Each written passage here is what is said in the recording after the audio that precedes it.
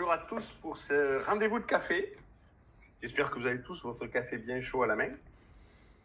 Et aujourd'hui, le thème du jour va être les angoisses que vous pouvez vivre par rapport à la situation actuelle. Va aussi être les conflits qui peuvent se poser quand on est enfermé 24 heures sur 24 avec les mêmes personnes. Ça peut arriver. Ou les conflits à distance aussi, ça peut arriver aussi. Avec nos parents qui ne sont pas forcément avec nous, qui peuvent des fois être tendus. Pour m'accompagner sur ce sujet-là, je suis accompagné aujourd'hui de Jean-Dominique Chat. Bonjour. Voilà, qui apparaît. Et de Céline Tréqui, qui apparaît aussi à l'écran. Voilà, c'est magique. Bonjour. Donc, aujourd'hui, on va parler des angoisses et des conflits. On va commencer par les angoisses, je vous propose. Et pour ça, qu'est-ce que c'est qu'une angoisse? Voilà, j'aimerais que, parce que beaucoup de gens confondent des peurs, des fois des peurs, des angoisses et des choses comme ça. Et j'aimerais qu'on leur apporte un éclairage là-dessus, un éclairage sur qu'est-ce que c'est exactement la différence entre une peur, une angoisse ou d'autres états internes. Céline, tu pourrais nous en dire deux mots? Alors en fait, ce qui est important, c'est de faire la distinction entre la peur, l'angoisse et l'anxiété, qui sont trois états internes. Et donc la peur qui fait partie, comme on le sait, des émotions de base, telles que la colère, telles que la tristesse ou la joie ou le dégoût. Et la peur, en fait, elle a un rôle essentiel, qui est un rôle de nous protéger. Et donc, par exemple, je prends l'exemple de quelqu'un qui marche dans la forêt et qui, en se baladant, il voit un serpent. Et donc, en voyant le serpent, grâce à la peur, il y a l'amygdale qui va stimuler dans le cerveau le circuit de la peur et qui va amener comme réaction, une réaction comportementale qui est soit la fuite, je vais courir, je vais fuir, soit l'attaque, je prends quelque chose pour me défendre, soit la sidération, donc je suis bloqué, je ne bouge pas et je fais le mort comme certains animaux qui vont faire ça. Et donc, le rôle de la peur, là, c'est plutôt un rôle de protection. Et c'est ce qu'on va vivre à partir d'un moment où on vit quelque chose dans le présent. Alors que de l'autre côté, quand on parle d'autres états internes, tels que l'anxiété ou l'angoisse, c'est plutôt par rapport à quelque chose qui se passe dans le futur. Donc c'est plutôt par rapport à quelque chose qui se passe dans le futur. Donc c'est plutôt comme une anticipation du danger. Donc c'est pas forcément un danger réel, mais l'amygdale va elle aussi à ce moment-là s'activer dans le cerveau et faire en sorte qu'on va avoir des réactions peut-être disproportionnées par rapport à des situations là. Et du coup, je peux avoir des réactions physiques qui sont par exemple des palpitations, des transpirations, des situations que je vais vivre et qui vont me bloquer. Et donc, c'est des états internes qu'on appelle limitants. Et l'objectif, c'est de pouvoir plutôt les gérer.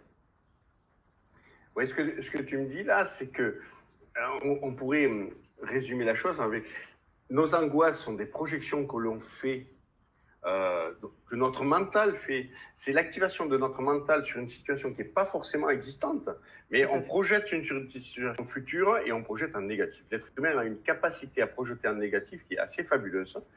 C'est un des principaux problèmes, hormis la confiance en soi de l'être humain, c'est la peur du passage à l'acte, la peur des conséquences de ces passages à l'acte.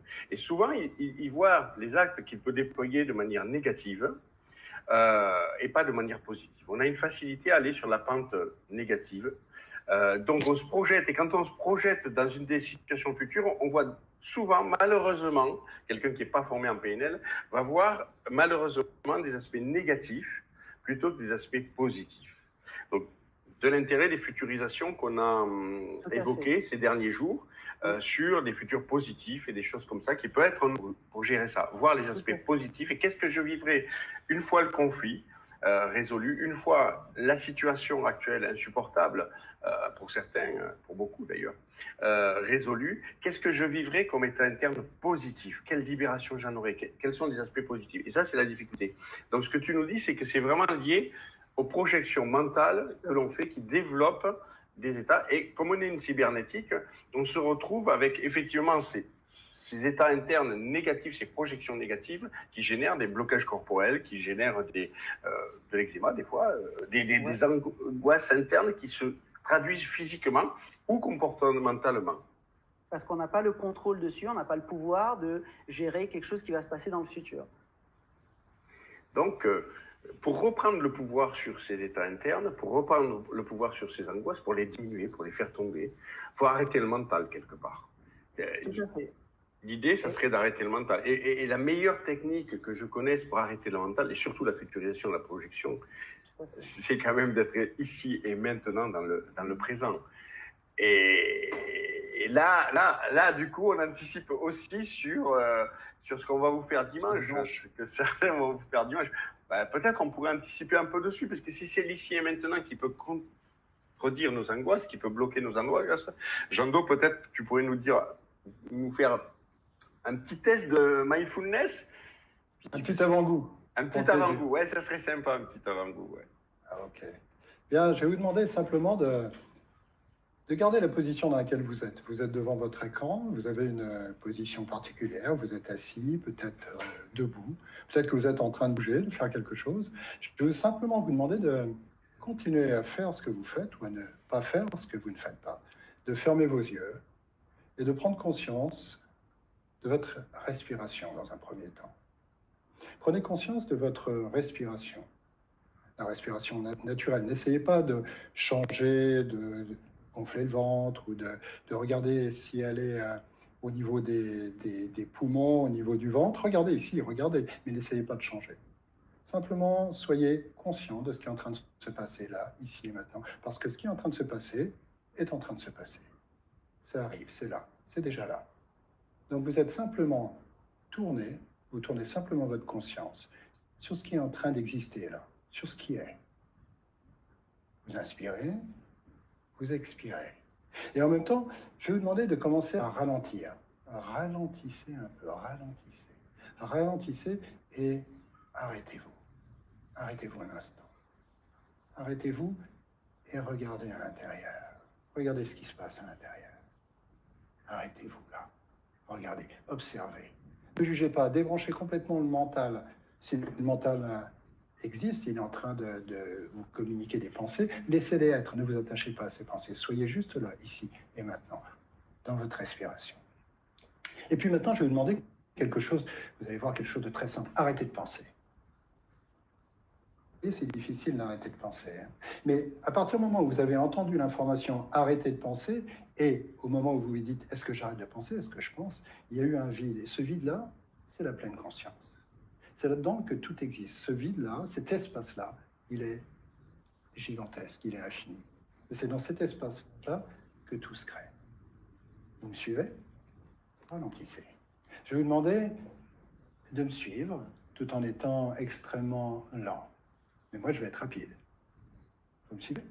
On y va. Prenez conscience de votre main droite, du pied gauche, de la main droite encore, du pied droit, de l'oreille gauche, de l'oreille droite, du nez. Prenez conscience du cou. Prenez conscience de tout le bras droit. Prenez conscience de toute la jambe gauche. Conscience du pied droit. Conscience du bas-ventre. Conscience du bas du dos. Conscience du milieu dos, c'est rapide. Hein? Conscience du haut du dos.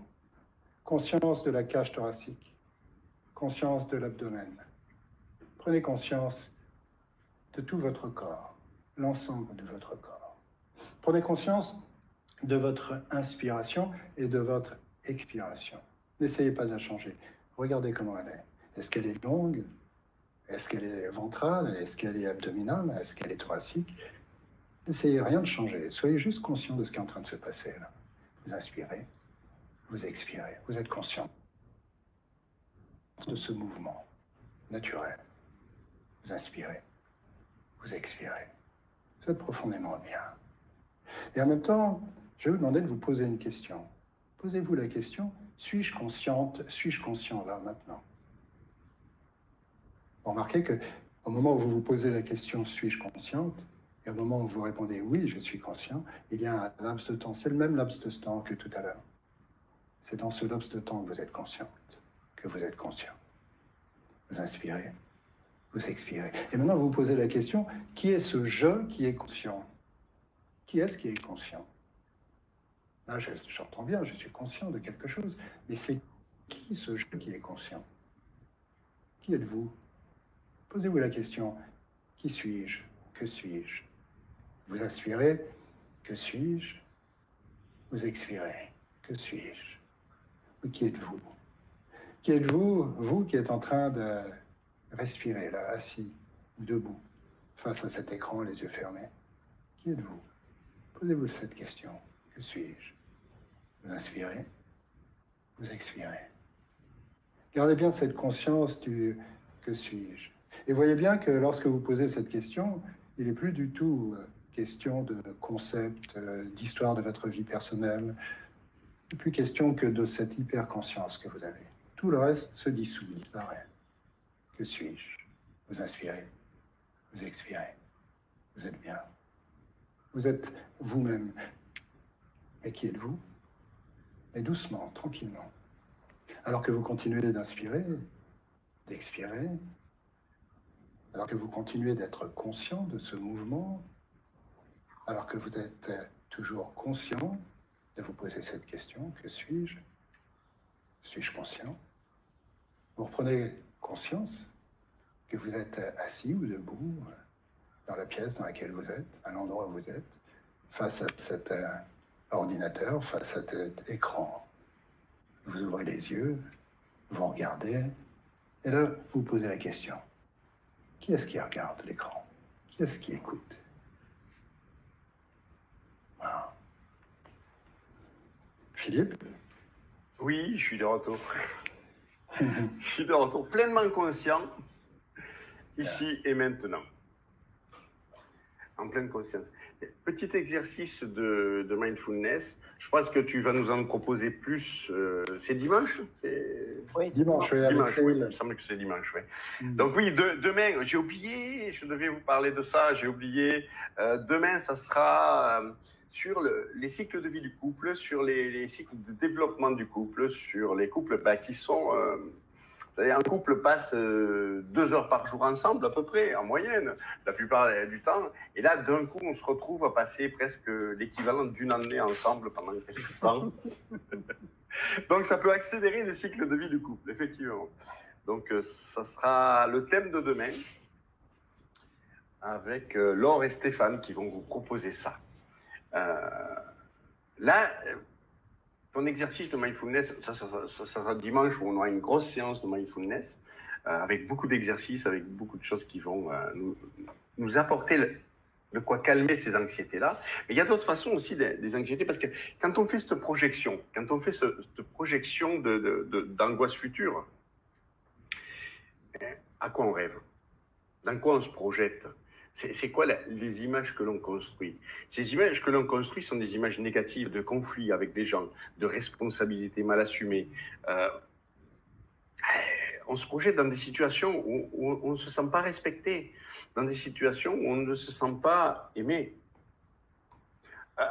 Et nous, les Français, on fait rire un peu la planète parce qu'on a une technique assez particulière, c'est la bise. Quand on rencontre quelqu'un qui fait partie du cercle intime, on fait la bise.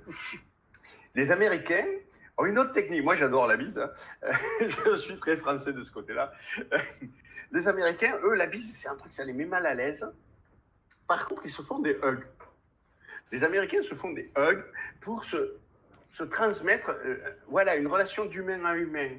Comme nous, on fait la bise, ils font des hugs, des câlins. Nous, on appellerait ça des câlins. Et combien de gens vous font des câlins? Vous pensez au conflit? Ouais, toi, tu fais des câlins, c'est vrai. C'est vrai. T'es très câlin, ça c'est vrai. Qui fait des câlins dans notre culture? Et pourtant, on a besoin de câlins. Je crois que c'est quelque chose qui disait qu'un enfant a besoin de 5 câlins par jour pour pouvoir se sentir équilibré, pour pouvoir se développer harmonieusement. Et pourquoi les êtres humains n'auraient pas besoin de câlins? Oui, Céline, désolé. Tu as figé un peu là. Ah, j'ai eu un arrêt sur l'image de Céline. Bref, on a un petit souci technique a priori. Donc, les câlins, c'est quand même quelque chose d'important pour une grande partie de la planète. On est en retenue par rapport à ça ou pas, mais si vous recevez des câlins, votre estime de vous monte, votre amour de vous monte, vos angoisses s'apaisent. Et avec qui allez-vous passer le plus clair de votre vie? Quel est l'individu avec lequel vous allez vivre le plus longtemps? Vous. Vous. Donc, quel est l'individu qui a le plus de reconnaissance vis-à-vis de vous, sinon vous? Puisque vous êtes la personne que vous allez fréquenter le plus longtemps de votre vie. Donc, déjà, pour la confiance en soi, faites-vous confiance. Vous n'habiteriez pas avec quelqu'un avec qui vous ne faites pas confiance. Donc, faites-vous confiance, décidez-le une fois pour toutes. Et donnez-vous des signes de reconnaissance. Célébrez, fêtez, aimez-vous. Et pour s'aimer, le mieux, c'est de vous faire des câlins à vous-même. On a une technique qu'on appelle le havening, qui est une technique d'auto-hug quelque part, et le bien que ça fait. Le bien que ça fait à votre conscient, le bien que ça fait à votre inconscient. Votre inconscient se bâtit autour de ça, autour des signes de reconnaissance. Donc, donnez-vous des signes de reconnaissance. Céline, peut-être, peut nous en parler un peu, voire nous faire profiter de la chose. Ouais, donc en fait, c'est une technique de DNR, comme tu disais, donc Deep Neuronal Repatterning, qui est basée sur tout ce qui est, comme tu disais, stimulation binaurale du cerveau. Donc, ce que je vous propose, c'est de faire cet exercice-là. On va le faire ensemble. Alors, de mettre les mains croisées comme ça et de prendre une grande inspiration tout le long de cet exercice, de faire du tapping comme ça, d'une manière séquentielle, tout en prenant une grande inspiration. Voilà, comme ça. Et en continuant à faire cette stimulation, des deux côtés, de prendre une grande inspiration et de fermer les yeux.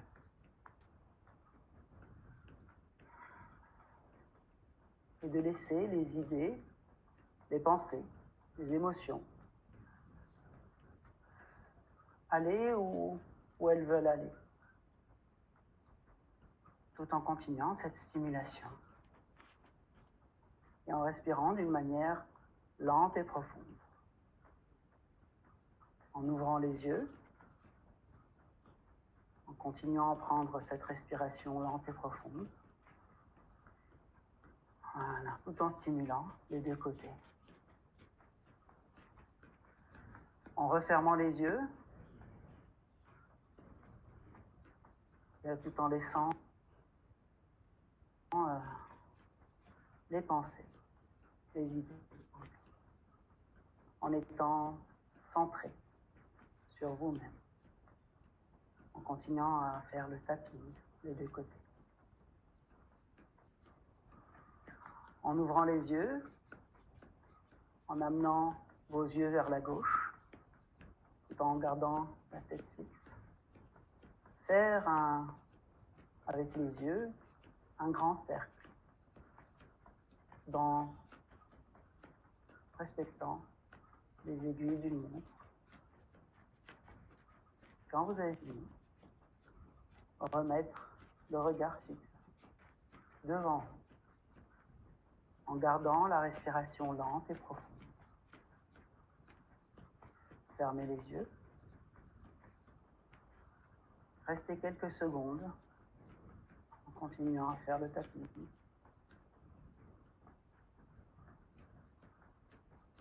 Et continuez à vous centrer sur vous-même.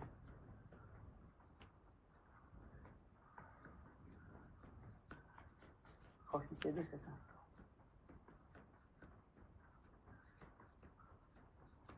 Ouvrir les yeux et faire comme un câlin, comme disait tout à l'heure Philippe, faire un hug et laisser les mains descendre au niveau des épaules, complètement comme ça.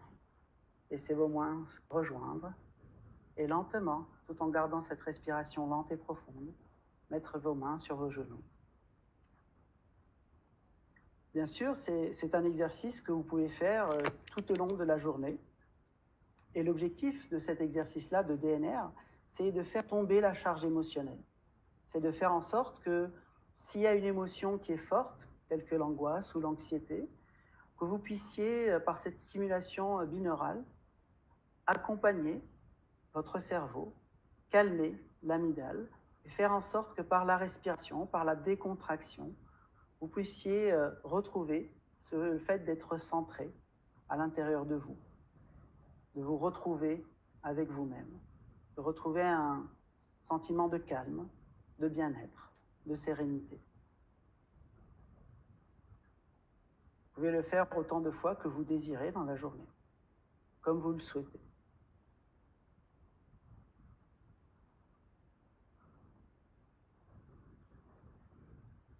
Voilà. Alors,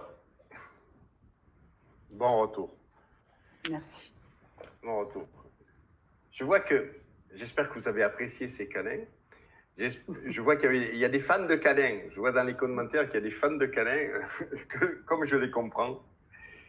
On me signale aussi, côté J, côté technique, que nous rencontrons des problèmes importants sur Facebook, que a priori notre diffusion passe mal sur Facebook ou est arrêtée par Facebook. On a des gros soucis techniques. Alors, faites passer le message autour de vous, de se replier plutôt sur YouTube si Facebook pose des problèmes. En ce moment, Facebook a l'air saturé. Donc, je vous recommande de passer plutôt sur YouTube. Sur YouTube, on est présent. Je ne sais pas où est le lien. Je vais demander à la technique qui vous envoie le lien pour ceux qui auraient des problèmes sur Facebook. Bon, les retours, il y a des fans de l'exercice. Il y a des fans de l'exercice. C'est des exercices de soi par rapport à soi. Les deux exercices qu'on a vus là, c'est d'être présent à soi. Et ça, c'est important d'être présent à soi. C'est même crucial. Mais on est quand même dans un environnement confiné, donc on est dans un environnement où des tensions avec nos enfants, des fois on peut avoir mal à la tête avec ça, des fois ça peut arriver, avec nos proches avec qui on est enfermé un peu dans la même cellule, quelque part. Et quelque part, ça peut être bien d'avoir, en hypnose on appelle ça une safe place, d'avoir une safe place, d'avoir un lieu à l'intérieur de soi, qu'on peut activer par des ancrages ou par des choses comme ça, et se construire un lieu isolé dans la foule en général. Un lieu isolé chez soi, un lieu pour se retrouver, pour retrouver des émotions qui sont des émotions positives, qui sont ces émotions qu'on vient de vivre là, de la présence à soi, de l'amour de soi, d'avoir ce lieu-là. Qui veut nous en parler de vous de ces choses-là? Moi, je veux bien. Tu veux, Lando?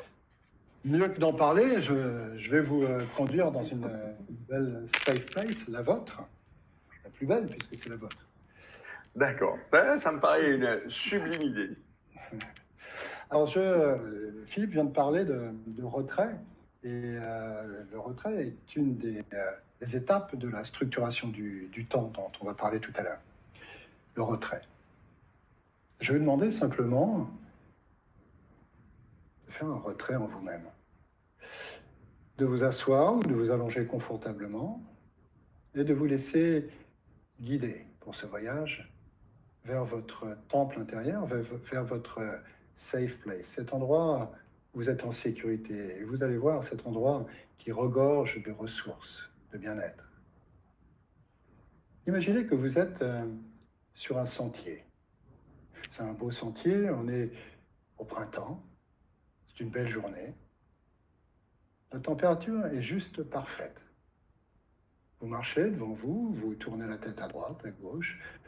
Vous êtes embaumé par les senteurs du printemps, ces senteurs de fraîcheur, de jeunesse, de renouveau.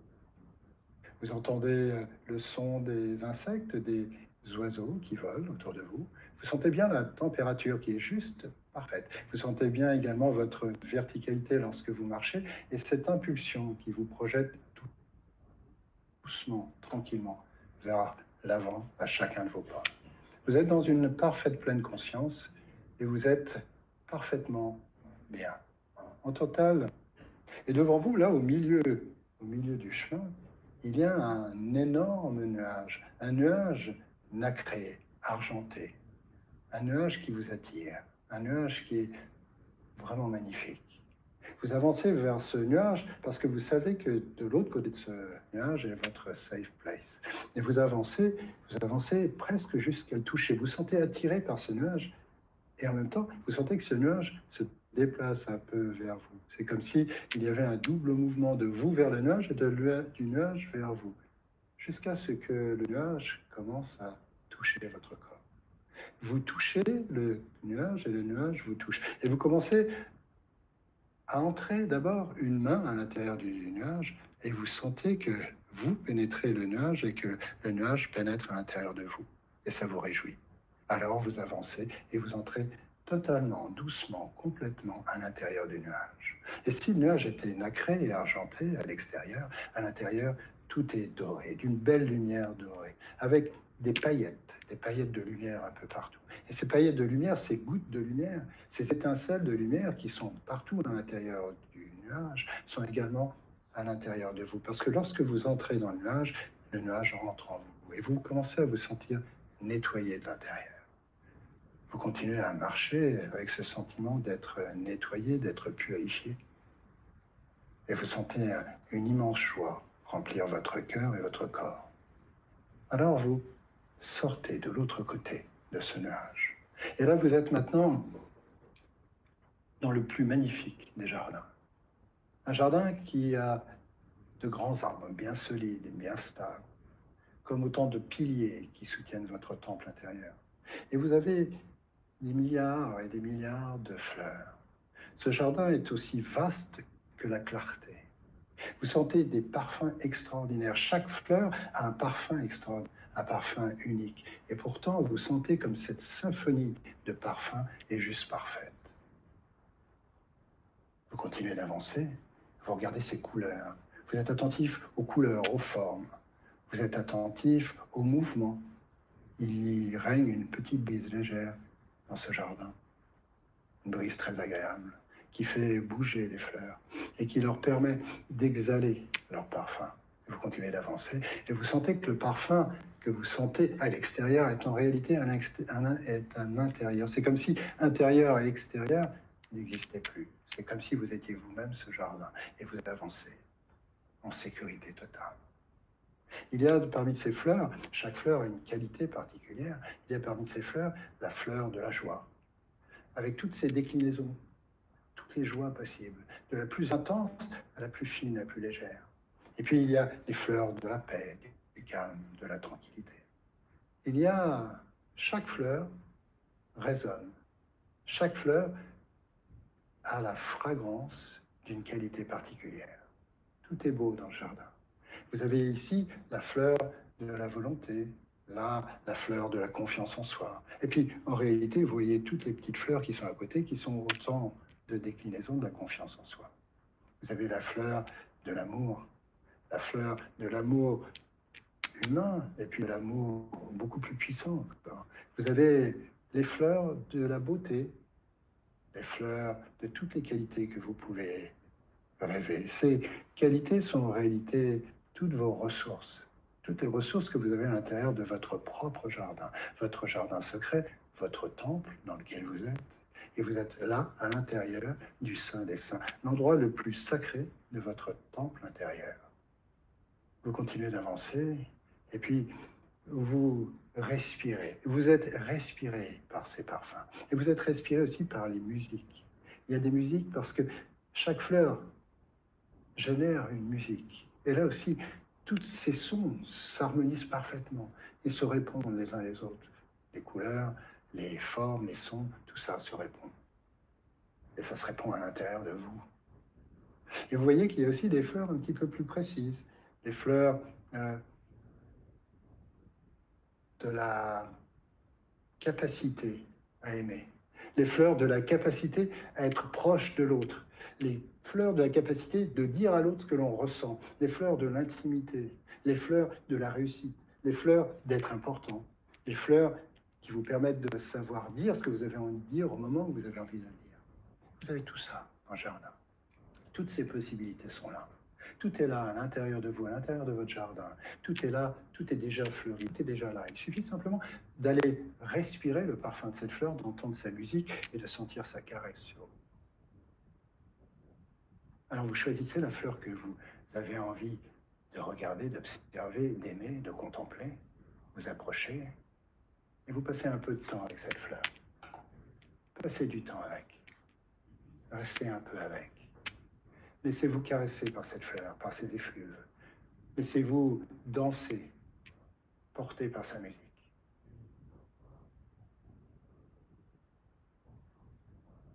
Puis doucement, tranquillement, vous savez que ce jardin est à l'intérieur de vous. Vous savez que vous êtes comme si vous étiez au centre d'un cercle, au centre d'une sphère, au centre de vous-même. Et que vous pourrez y retourner quand vous voudrez. Peut-être qu'il y a un mot dans cette safe place. Laissez-le résonner à l'intérieur de vous. Sentez-le. Peut-être qu'il a un parfum particulier, ce mot.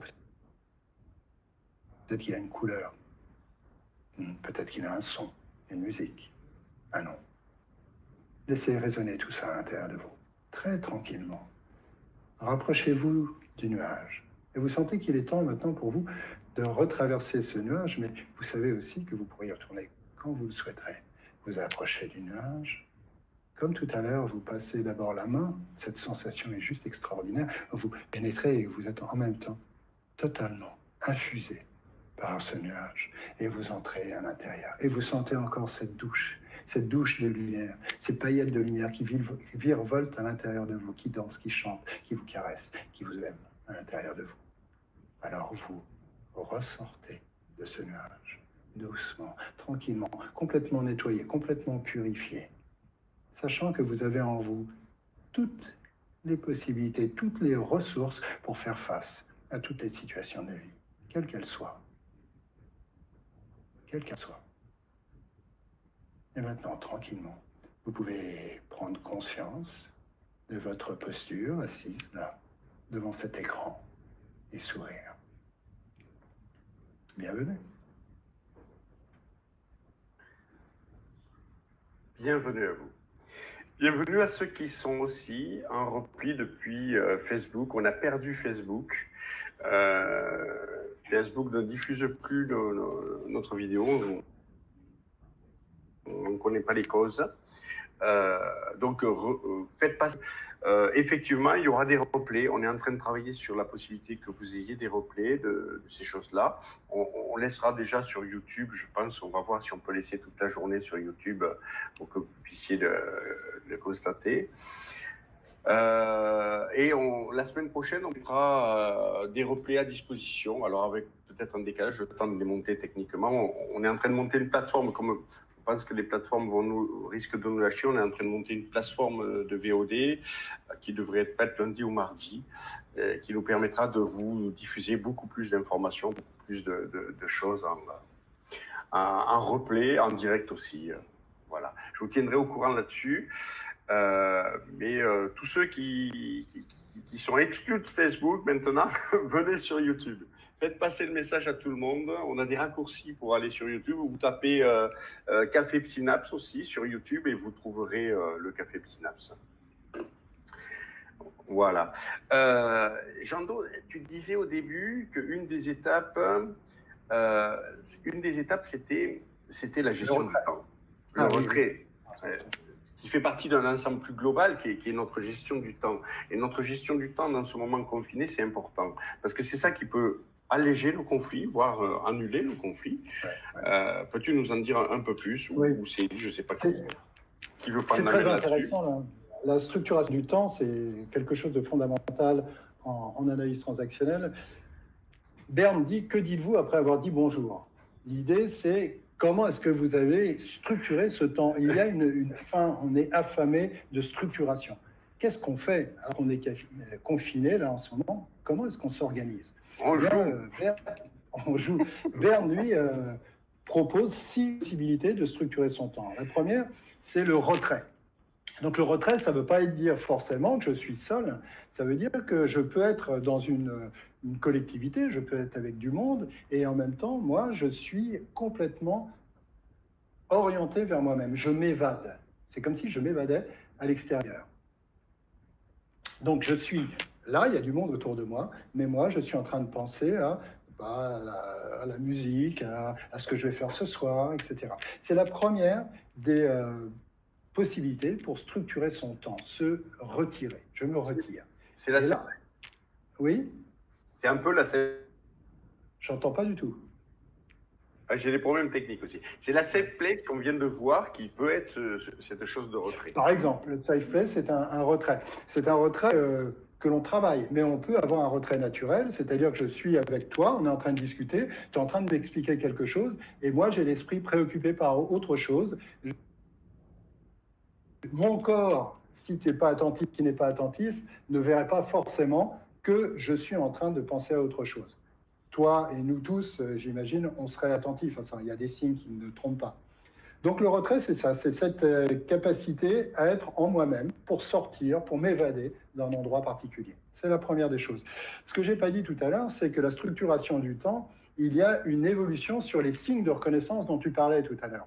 Plus je vais descendre dans la structuration du temps, c'est-à-dire retrait, rituel, passe-temps, activité, jeu et intimité, plus je vais avoir des signes de reconnaissance importants, avec des signes de reconnaissance positifs et d'autres négatifs. Par exemple, dans les jeux, il nous en parlera tout à l'heure, les signes de reconnaissance sont principalement négatifs. Et dans l'intimité, ils sont principalement positifs. Mais le problème, c'est que plus je descends, plus j'ai un risque aussi. Plus il y a un danger. Le danger, c'est de ne pas être reconnu, c'est d'être rejeté par l'autre. Et ça, c'est un grand danger, c'est ça qui fait peur également. Donc, je structure mon temps, je structure ma journée par le retrait, okay, par le rituel. On est en train de... Je suis dans une conférence, et puis tout d'un coup, je vais me retourner vers quelqu'un, je vais dire... By the way, je ne me suis pas présenté, Jean-Dominique Chat, je suis content d'être à cette conférence, etc. Là aussi, je vais avoir un échange. Là, je vais avoir un échange, parce que tout à l'heure, j'en avais pas. J'avais peut-être un échange avec moi-même, mais pas avec les autres. Là, je commence à avoir un échange avec les autres. C'est très intéressant, qui va dépendre de la culture, bien entendu. Tu parlais tout à l'heure de l'américain, les Anglais, un peu les anglo-saxons, de manière générale, ils ont un rituel qui est particulier par rapport au nôtre. On ne se fait pas la bise en Angleterre. Très amusant d'ailleurs, parce que mon épouse était anglaise, vous le savez bien, et quand je m'amusais avec mon beau-père à lui faire des hugs, parce qu'il était extrêmement mal à l'aise, et moi ça me faisait rire à chaque fois. Il était très rigide comme ça, c'est très rigide. Donc il y a le rituel. Dans le rituel, on va avoir aussi des signes de reconnaissance particuliers. Et puis il y a ensuite le passe-temps. Et le passe-temps, on peut dire c'est le temps passé. Dans le passe-temps, on va faire référence à quelque chose qui a eu lieu déjà et qui est terminé aujourd'hui. Par exemple, je me souviens quand j'ai fait la formation de formateur chez Synapse avec Philippe, c'était génial parce qu'on a fait ça. Ou hier, quand j'ai écouté Suzanne, j'ai trouvé ça génial, la façon dont elle nous a apporté le samouraï et la toilette du samouraï, j'ai trouvé ça génial. Ou avec Céhil, quand il faisait sa formation d'hypnose, j'ai beaucoup aimé, etc., etc. Et on commence à discuter entre nous, mais il y a pas on n'est pas dans l'activité, on parle de quelque chose qui a eu lieu et qui est terminé aujourd'hui. Donc là aussi, on a... Oui. Je te coupe 2 minutes. Par rapport au premier, le premier, c'est, tu nous conseillerais, pour vivre les situations actuelles, de mettre en place des rituels ou d'être attentif aux rituels que l'on déploie dans les situations actuelles. Parce que c'est des rituels qui sont négatifs, pouvoir les arrêter, pouvoir les changer. C'est une excellente idée. C'est pas le rituel tel qu'il est déterminé par Berne, mais ton idée est excellente. Ritualiser, c'est structurer sa journée en fonction des événements pour pouvoir survivre ou pour pouvoir être le plus heureux possible dans une situation donnée. Oui, bien sûr. Être attentif à ces rituels négatifs qui nous génèrent des états négatifs et mettre en place des rituels qui génèrent des états positifs. Absolument. Passer du temps La deuxième chose pourrait donner un exercice qui serait de passer du temps entre nous à se rappeler les bons moments. Tout à fait, absolument. Plutôt que de faire remonter des accumulations de moments négatifs, passer à ce qu'on a vécu ensemble. Qu'est-ce qu'on a construit ensemble? Quels sont les moments positifs qu'on peut se rappeler, se raconter? Tu dis le mot important que tu dis, c'est le moment positif. Or, en ce moment, on nous rebat les oreilles avec les dangers du coronavirus. On est dans une espèce d'atmosphère qui nous plombe complètement, et les gens, lorsqu'ils parlent, ne parlent que de ça, et que des dangers de mort, et que. Alors, évidemment, c'est une réalité, mais on peut s'échapper là aussi pour parler, simplement pour avoir une belle vie, pour parler, pour dire, regarde les bons moments qu'on a vécu ensemble, quand c'est telle chose, quand on faisait telle chose, et ceux qu'on va vivre encore ensemble. Donc là, que notre vie est merveilleuse. Notre vie merveilleuse, c'est ça. Ça. Je te repasse la main, je t'ai interrompu, je te repasse. Donc ça, c'est le passe-temps. Et puis ensuite, il y a l'activité. Donc le passe-temps, vous avez compris, on est tourné vers le passé, on ne le fait pas. Maintenant, l'activité, eh bien, maintenant, passons aux choses sérieuses. On va être dans l'action. On va créer quelque chose, on va s'orienter vers un objectif particulier, on va mettre en place une stratégie et on y va. Donc on s'organise et on y va. Donc soit seul, je peux très bien avoir une activité tout seul, ou en groupe. Donc là, en fonction, etc., on va avoir là aussi beaucoup de signes de reconnaissance positifs. Céline vous parlera aussi peut-être tout à l'heure qu'on peut à chaque niveau avoir des positifs et des négatifs. Hein. Imaginez que dans le rituel, je dise « bonjour » et qu'on me répond « ouais, bon, bah, ça va toi hein. ». Là, je me prends un signe de reconnaissance assez négatif. Donc, vous voyez qu'à chaque niveau, on peut avoir des signes de reconnaissance négatifs. Et vous verrez que dans le jeu, on peut aussi avoir des signes de reconnaissance positifs, et Céline vous en parlera tout à l'heure. Et puis, donc, il y a donc l'activité, on fait quelque chose. Et puis, il y a cette chose qui est fondamentale, qui est la chose la plus merveilleuse qui est, c'est l'intimité. Parce que après l'activité, il y a les jeux psychologiques, mais ça, c'est Céline qui va vous en parler avec le triangle dramatique, le triangle de Karpman tout à l'heure. Vous allez voir, il y a de quoi faire, il y a de quoi dire. Tout le monde joue des jeux. L'idée, c'est d'en être conscient pour pouvoir dire stop, je vais maintenant, je choisis maintenant d'aller dans l'intimité. Et l'intimité, c'est quoi? Eh bien, c'est la capacité d'être conscient de mes émotions, de mes besoins qui sont sous-tendus par mes émotions. Hein. Quand j'ai besoin de sécurité, ben, je vais peut-être être agressif ou autre. Je ne sais pas quelle émotion va naître d'un besoin qui n'est pas satisfait. Ou quelle émotion naît d'un besoin qui est satisfait. Le plaisir, par exemple, parce que j'ai le besoin d'amour, et ce besoin d'amour est, comment dirais-je, il est activé, il est réalisé, alors j'ai la joie qui est à l'intérieur de mon corps et de mon cœur. Donc c'est très très intéressant, l'intimité, c'est je suis capable de dire à l'autre, sans filtre, parce que moi j'ai compris, parce que je sais, j'ai regardé à l'intérieur de moi, j'ai vu cette émotion. Alors, ça peut être de la colère, hein. Je peux être en colère et je vais exprimer à l'autre ma colère. Mais ça peut être aussi du plaisir, ça peut être sa peur aussi. Tu vois, aujourd'hui, j'ai peur. Alors ça demande, vous voyez, par rapport au jeu psychologique, dans le jeu psychologique, on va lancer la responsabilité sur l'autre. Si je suis mal, c'est de ta faute.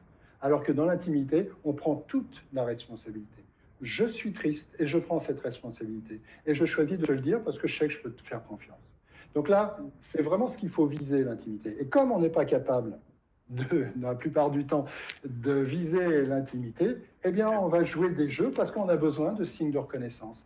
Et comme on ne peut pas avoir des signes de reconnaissance positifs, ceux qui sont définis et donnés par l'intimité, eh bien, on va les chercher dans des jeux psychologiques.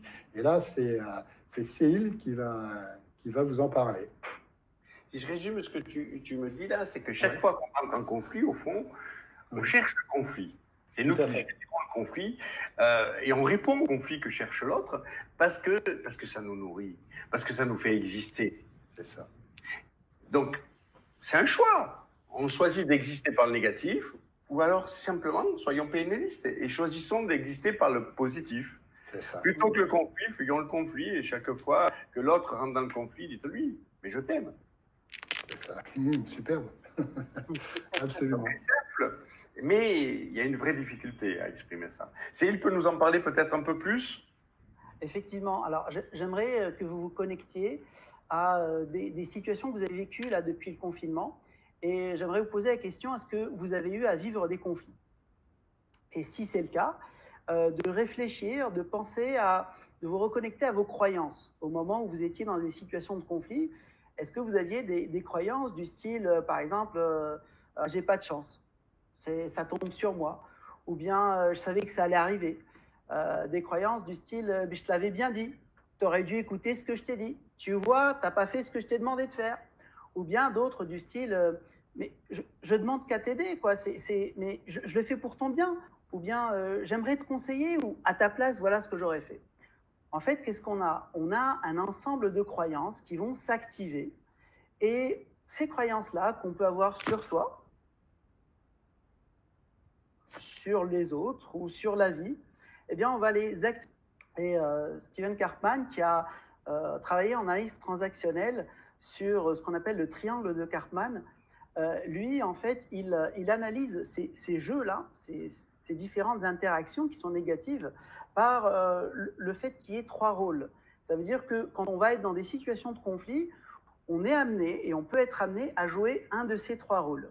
Alors, on va jouer un rôle qu'on appelle le persécuteur, et je vais expliquer ce que ça veut dire, le persécuteur, quel est ce rôle-là. On va jouer un deuxième rôle qu'on appelle le rôle du sauveur, et on va jouer un troisième rôle qu'on appelle le rôle de la victime. Et ce qui est très important à comprendre, c'est que ces 3 rôles-là ont d'un côté une intention positive, comme ce qu'on voit en PNL, et ce qui est également aussi qu'on voit en PNL, c'est que c'est important de dissocier l'intention positive du comportement. Donc, nous jouons des rôles quand nous sommes en conflit, mais nous ne sommes pas les rôles. Donc, 3 rôles qu'on va jouer, persécuteur, sauveur, victime. Et Stephen Karpman a schématisé sous la forme d'un triangle ces 3 rôles-là que l'on peut avoir dans des relations de conflit. Alors, je vais commencer par exemple par le rôle de la victime. C'est quelqu'un qui va souvent se plaindre et va dire que rien ne va. Donc, par exemple, ces jours-ci, je me sens pas bien, j'ai mal à la tête, j'en ai marre, j'aimerais sortir, j'ai ras-le-bol. Enfin, la victime va exprimer une sensation ou quelque chose qui ne lui convient pas. Et en même temps, en faisant ça, elle est en train d'attirer, elle est en train d'inviter d'autres protagonistes à jouer avec elle. Par exemple, quelqu'un qui serait sauveur et qui dirait le sauveur, le rôle du sauveur, c'est quelqu'un qui est plutôt dans la dynamique de je veux aider. Et donc, je vais apporter une information ou une action ou quelque chose à cette victime qui ne sait pas réfléchir par elle-même. Et moi, qui suis plutôt supérieur à elle, donc je vais lui apporter ce côté-là. Et qu'est-ce qui se passe quand quelqu'un s'exprime en victime? En fait, elle ne fait pas de demande. Elle ne dit pas « aide-moi », comme on voit quand on est en cabinet et qu'on demande à nos clients de faire une demande, d'exprimer un objectif et de dire « quel est ton objectif ?» Et bien là, si j'interviens en sauveur, c'est-à-dire je viens aider quelqu'un sans qu'il le demande, qu'est-ce qui va se passer? Ah ben, il va se passer qu'il va rejeter. Donc la victime, en fait, elle va rejeter en disant « je t'ai rien demandé ». Et dans l'exemple où quelqu'un qui veut faire du sport et lui dit bah, « t'as qu'à faire du sport », la victime n'a rien demandé, bah, elle peut rejeter avec un jeu qu'on verra tout à l'heure qui s'appelle le « oui mais », en disant par exemple « oui mais je ne peux pas sortir, je suis confiné ».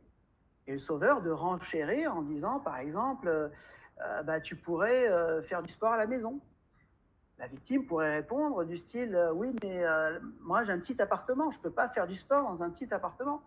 Et le sauveur, encore une fois, l'intention positive de renchérir en disant « mais tu peux faire des pompes ».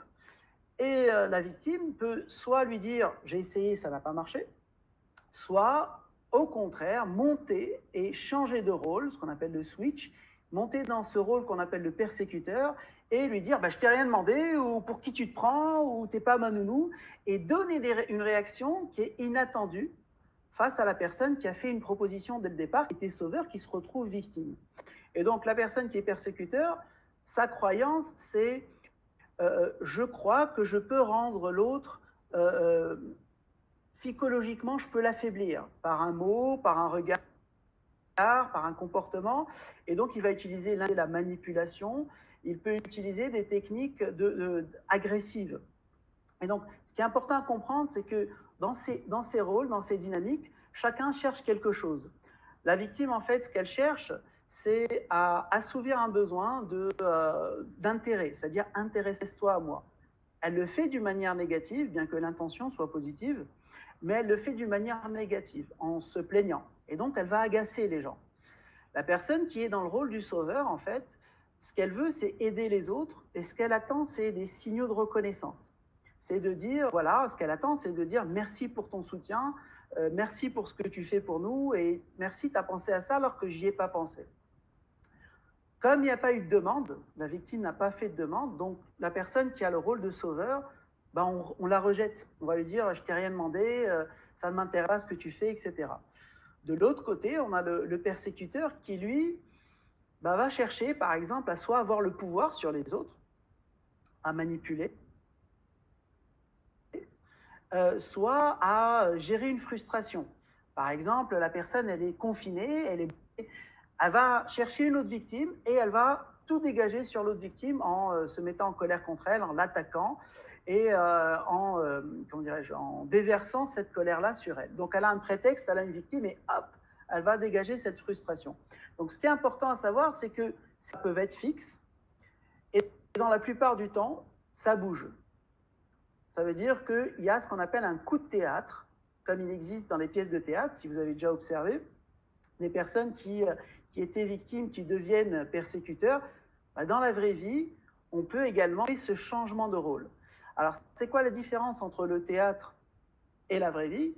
C'est qu'au théâtre, ou dans le cinéma par exemple, les acteurs, en fait, ils sont conscients qu'ils sont en train de jouer un rôle. Dans la vraie vie, c'est des comportements qui sont inconscients.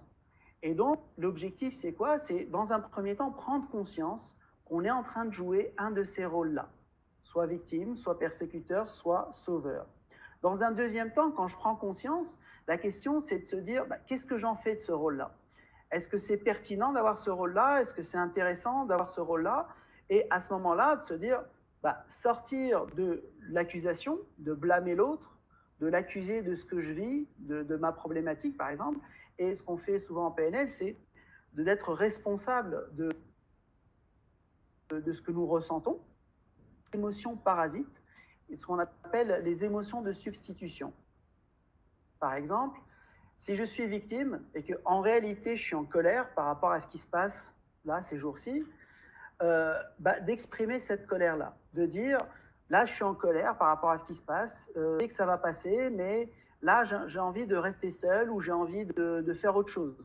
Et donc, d'exprimer cette colère d'une manière saine, plutôt que de garder cette colère et de l'exprimer négativement, c'est-à-dire, au lieu d'exprimer de la colère, d'exprimer de la sur son sort en disant ouais, je suis pas bien, je suis fatigué, j'en ai marre, gna gna gna gna. Donc d'agacer de cette façon-là. L'inverse est vrai aussi. Ça veut dire que je peux me sentir triste par rapport à la situation que je suis en train de vivre, donc dans cette position de victime, et réagir dans la dynamique de persécuteur, dans le rôle de persécuteur, et d'attaquer toutes les personnes qui viennent chercher en fait un coupable à ma sensation de tristesse, à ce blocage-là que j'ai à l'intérieur de moi.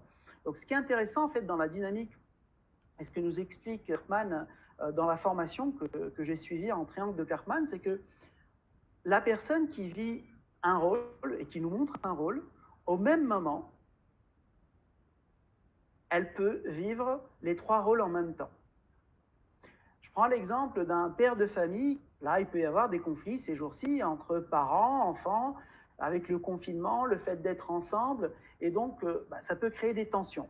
Et par exemple, un père qui va engueuler son enfant parce qu'il fait des bêtises et qui n'arrête pas de faire des bêtises. Si on observe ce père, en fait, il est dans le rôle du persécuteur. En étant dans ce rôle-là de persécuteur, c'est ce que l'enfant va observer. Et ce que nous dit Stéphane Karpman, c'est qu'en même temps qu'il est en train de montrer ce rôle de persécuteur, il est aussi victime. C'est-à-dire qu'en interne, il se sent victime de la situation qu'il est en train de vivre. C'est-à-dire, ça lui fait de la peine de voir son enfant faire des bêtises ou s'ennuyer, et il peut se sentir coupable dans cette situation-là. De l'autre côté, il peut dire que par l'attitude d'agressivité, par l'attitude d'attaque, il va en fait chercher à éduquer son fils, et pour lui c'est embêtant de voir son fils de cette façon-là, et donc il va chercher à lui crier dessus, et c'est le seul moyen qu'il a trouvé à ce moment-là de gérer la situation, et pour lui c'est ce rôle de sauveur qu'il va jouer. Et donc ce qu'il nous dit Karpman, c'est que nous vivons les trois rôles en même temps, chose que de l'autre côté, une personne qui pourrait nous voir dans cette relation conflictuelle, eh bien, elle pourrait ne pas se rendre compte de ça. C'est pour ça que quand on étudie la PNL, quand on parle de l'intention et du comportement, on revoit ces notions-là également en analyse transactionnelle dans le triangle de Karpman. C'est intéressant de dissocier ce que fait la personne et de qui elle est ou de qu'est-ce qu'elle a à l'intérieur. Et donc à partir de là, à partir du moment où je prends conscience, je peux agir, je peux prendre du recul. Je peux, comme on l'a vu tout à l'heure avec Jean Do, faire une safe place et aller dans un endroit où je peux me calmer, me détendre, même mentalement. Et donc, à partir de là, je peux agir différemment, parce que j'ai toujours le choix d'agir différemment. Donc là, on est sur une dynamique de trois rôles. Donc ça, c'est les trois premiers rôles. Et on discutait tout à l'heure, Jean Do, tu me parlais d'un père de famille qui t'avait appelé et qui t'avait parlé d'une situation où il était en conflit avec son fils, je crois que tu as parlé de ça. Il nous reste 5 minutes à peu près. Bon, on peut durer un petit peu plus si des internautes nous suivent. On rencontre beaucoup de problèmes techniques. Si les internautes nous suivent, comme on a eu quelques coupures, moi-même, je viens tout juste de revenir. J'avais perdu Internet. chose étonnante. Donc, si les internautes nous suivent, on prolongera peut-être de 5 minutes cette heure pour rattraper ceux qui sont... si, évidemment, techniquement, ça le peut. Et si les internautes sont toujours là à nous suivre sur cette intervention. Ce que tu dis aussi, avant de passer la main à Jean-Do, parce que c'est interrogé Jean-Do, mais je voudrais apporter un complément. Soyez conscients que quand on est dans une situation de conflit et qu'on est agacé, énervé, le fait de crier, le fait d'avoir des comportements inadaptés, c'est aussi une façon de libérer notre charge émotionnelle intérieure. C'est aussi une façon d'évacuer le stress qui est en nous, de le porter à l'extérieur. Malheureusement, on essaie de le faire porter à d'autres. On passe le singe à quelqu'un d'autre. Ça, c'est pas bien. Mais par contre, tournez-vous, mettez-vous dans un coin et commencez à crier, à taper dans les murs si vous voulez, pas avec la tête. Mais libérez-vous émotionnellement parce que c'est un vrai besoin de sortir ça de vous, de sortir cette émotion. Donc, il y a des exercices simples. Plutôt que de crier sur l'autre, tournez-vous, criez sur les murs, sautez sur place plusieurs fois. Robbins dit que le fait de sauter sur place, c'est dynamisant et c'est libérateur en même temps. Ça vous met dans un autre état.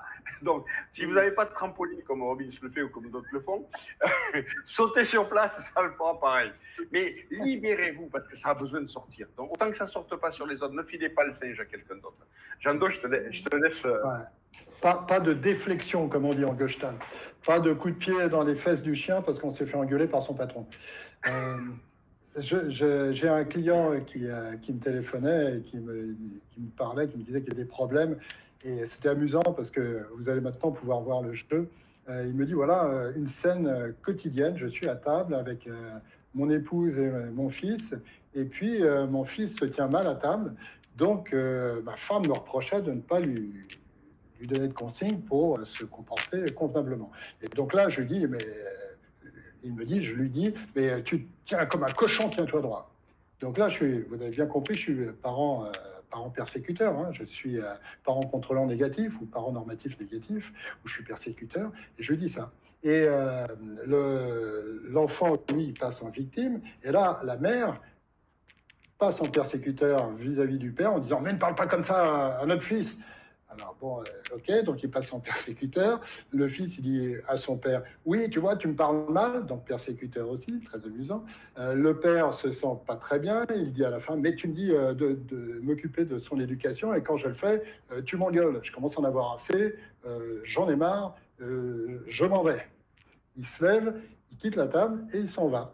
Donc il va dans un endroit où il va être seul, où il va être tranquille.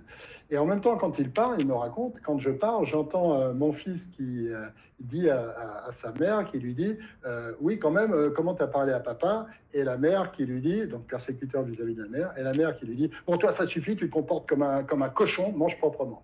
C'était très amusant. On était vraiment dans le triangle germanique, mais vous avez vu les différences de jeu. Hein, on passe d'un état à l'autre constamment. Je crois que Céline, tu veux rajouter quelque chose là-dessus? Alors effectivement, comme tu dis, Jean-Do, et merci pour cet exemple qui illustre bien le fait de passer d'un rôle à un autre. Et c'est ce qu'on va faire dans la vie de tous les jours quand on est dans des relations conflictuelles. C'est inconscient, hein, mais c'est des mécanismes où on va jouer. Et le but pour jouer, c'est fait pourquoi? Soit pour valider les croyances qu'on a sur soi, du style j'ai pas de chance, soit sur les autres, par exemple, ils sont tous des ingrats, soit sur la vie elle est difficile, par exemple. Donc on valide des croyances avec ces comportements et ces jeux. Ça nous permet aussi de passer le temps. Et c'est pour ça que c'est important, comme tu disais tout à l'heure, parce que si je m'ennuie, eh ben, je vais chercher à passer le temps en jouant. Et si je joue, alors je peux jouer à un jeu de société où il y a un gagnant, il y a un perdant, je connais les règles du jeu et on s'amuse. Ou bien, au contraire, on va jouer, mais négativement. Gagnant, il y aura un perdant, même si tout le monde est perdant à la fin. Et il y a aussi des règles du jeu. Donc c'est la même chose, c'est ce qui se passe. La différence, c'est que quand on joue un jeu de société, on est conscient.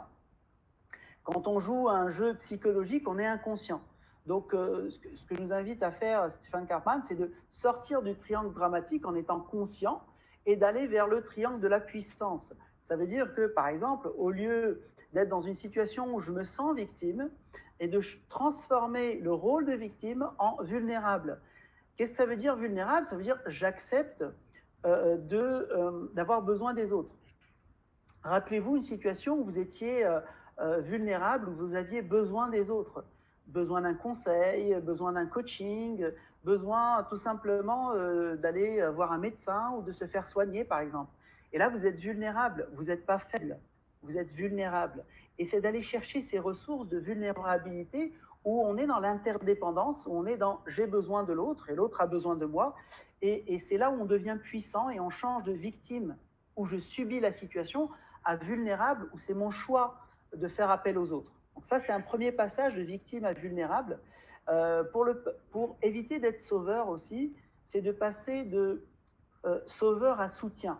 Ça veut dire, au lieu de proposer de l'aide à des personnes qui n'en demandent pas, à des gens qui disent « j'ai pas besoin de ton aide », c'est plutôt donner du soutien. Et c'est ce qu'on fait, nous, en coaching et en PNL et en hypnose, c'est de proposer aux autres de l'aide, de l'accompagnement. Et de dire « si tu as besoin de moi, je suis là pour toi ». Donc, c'est une autre attitude. Ce n'est pas de donner la solution à l'autre directement. Il y a des outils. Et je finis par le côté persécuteur. Pour éviter d'être persécuteur, on peut, comme tu as dit, Philippe, sauter aussi. On peut faire ça, on peut faire ça. Et on peut également choisir d'être plutôt dans le protecteur. Et dans le protecteur, c'est d'aller dans le côté parent normatif, mettre en place des règles de fonctionnement, ou de dire à la personne qu'on est là pour son bien, pour la protéger. Et d'expliquer, faire de la métacommunication. Ah, il y a un bug. On n'entend plus. Là. On n'entend plus. Bon. Oui, là je crois qu'on rentre dans quelque chose qui est plus technique et qui demande d'autres concepts. Ce qu'on est en train de faire par rapport à ça. On a un problème technique, oui. Ouais. Je crois qu'on rentre dans quelque chose qui est plus technique et qui demande déjà d'autres concepts comme les positions parents-enfants, parents normatifs, adultes, enfants rebelles. Ça fera l'objet, je pense, d'une autre. On pourrait faire une autre intervention avec ça, là où c'est déjà plus complexe de rentrer dans ces choses-là, qui sont passionnantes, qui sont vraiment des univers passionnants. Mais là, on est déjà à 3 minutes au-delà de l'heure. Okay. Donc, si je peux juste rajouter quelque chose, dans ce que vient de dire Céhil, c'est dans le même ordre d'idée, l'analyse transactionnelle parle d'autonomie. C'est l'objectif visé, l'autonomie. L'autonomie, c'est 3 choses.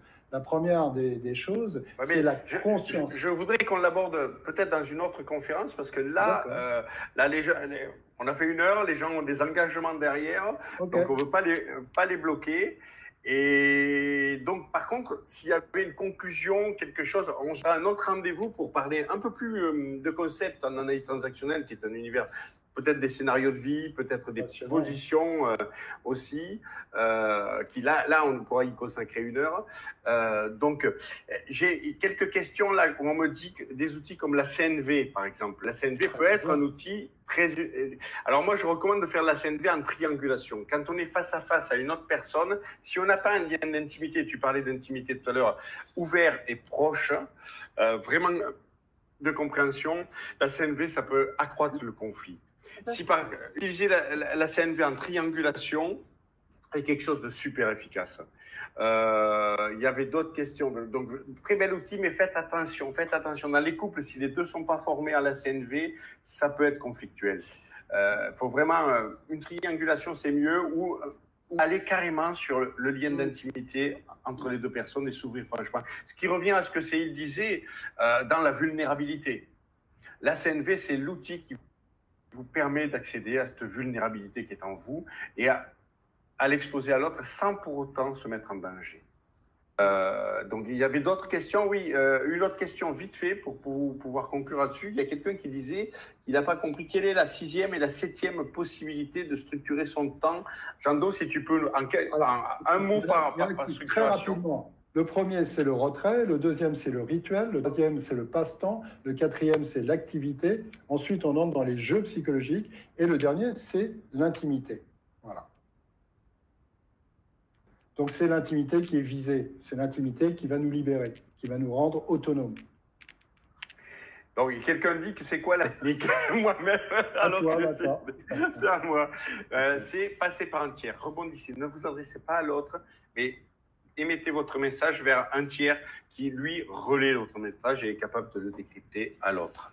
Voilà, si vous vous adressez pas directement à l'un, c'est pas un face-à-face. Voilà, si vous êtes hors du face-à-face, le conflit peut s'apaiser plus facilement. Voilà, je vous rappelle qu'on va essayer de vous remettre en place des rediffusions.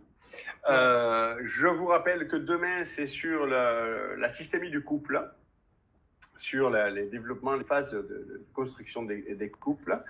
Que dimanche, Jando, on te retrouve dimanche pour 1 heure sur la CNV. Avec Céline, tous les deux, de nouveau, sur la CNV. Non, pas sur la CNV, j'ai des bêtises, là. Pleine conscience. Sur la pleine conscience, le mindfulness. Ouais. Donc, je vous dis à très bientôt. À demain. Bye bye, à demain. Bye. Bye.